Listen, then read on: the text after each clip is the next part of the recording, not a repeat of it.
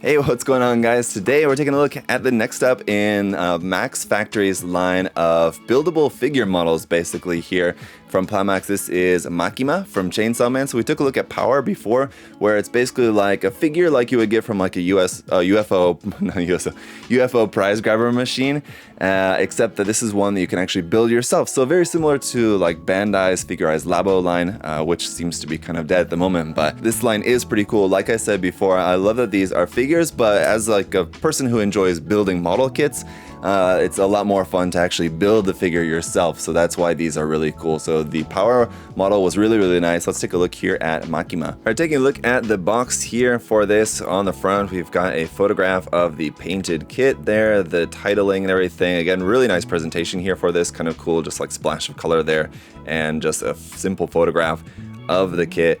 Does make it look very nice. On the side of the box here, we've got the same thing, and once again, I believe that this is to scale on the side of the box, so it's kind of nice how it kind of gives you an idea of just how big it's going to be when you have it all put together. A couple of photos of the kit there. You can see the box is quite thin, so there's not a lot of real estate on the side of the box for those photographs. Luckily, the kit itself is also kind of just quite thin in the design of it. If you take a look at all the sides there, you can just kind of see there's different photographs of it. But here on the back, we've got multiple photographs. But again, just kind of like the same thing here. We've got like almost the exact same photo of the kit, just you can see it front and back. And then there's just another photo down here showing that it's all molded in different colors. So it should be pretty color accurate there, because it's not like anything super colorful. You have black pants, white shirt, black tie, red parts for the hair, a skin tone, a couple of skin tone parts there for like the face and the hands, a couple of like dark brown parts there for the shoes, and that's probably going to be pretty easy to handle in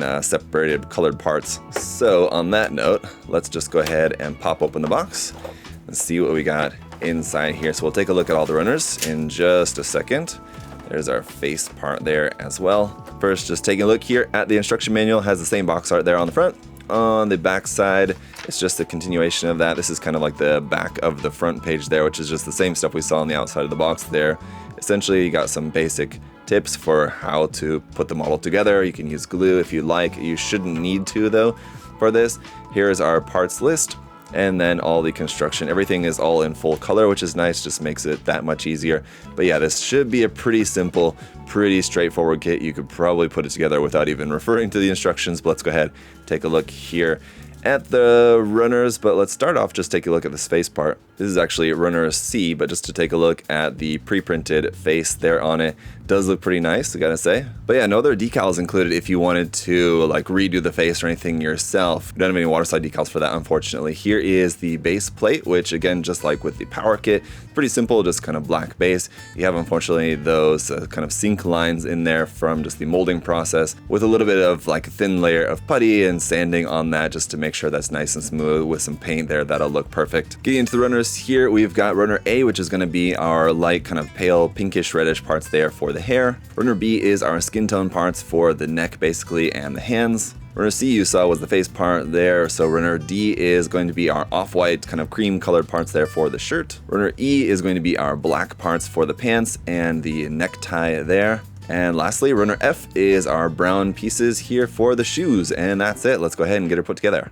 Alright guys, so here is the kit all built up. It really didn't take a whole lot of time at all, as it is going to be pretty simple, and because of the fact that even compared to the Power kit, which had at least one optional part that you could change the hand to be holding like the blood spear and all that, this one doesn't have any kind of option parts, so it's going to be a pretty quick review, or just basically going to take a look around it. I'll talk a little bit about some of my thoughts here on the kit overall.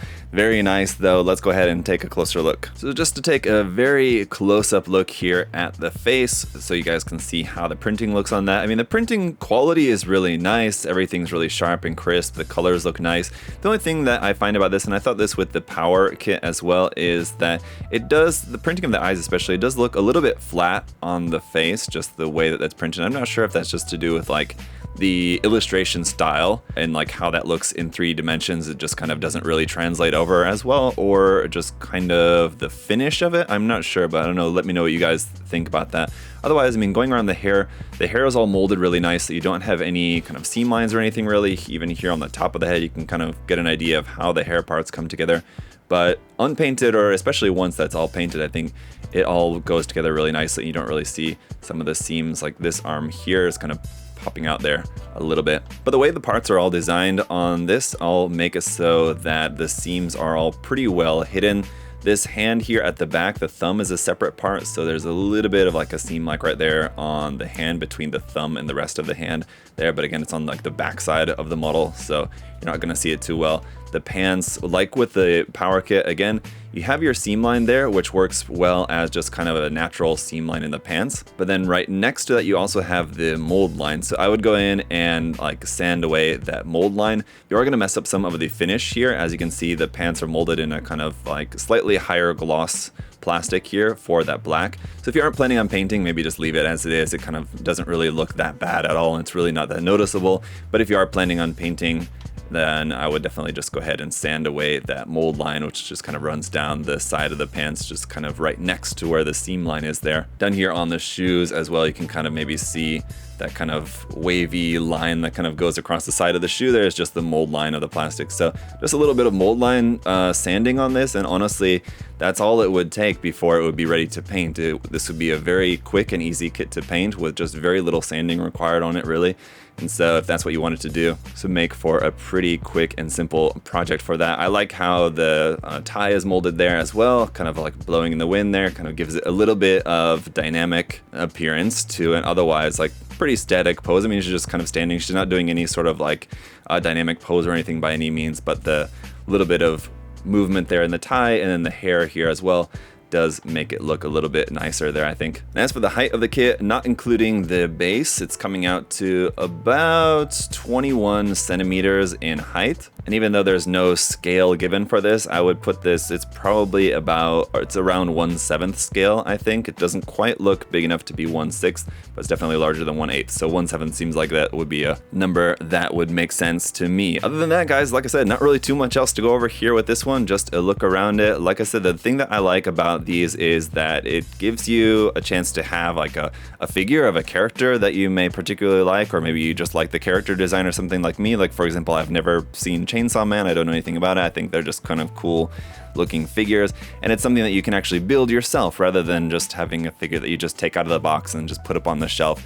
I like to build stuff, so if you're like me and you enjoy that aspect of having stuff like this, being able to build it yourself as well, and then if you wanted to paint it, it makes it that much easier to paint as well, because you can have it all in separate parts, paint it, and then assemble it.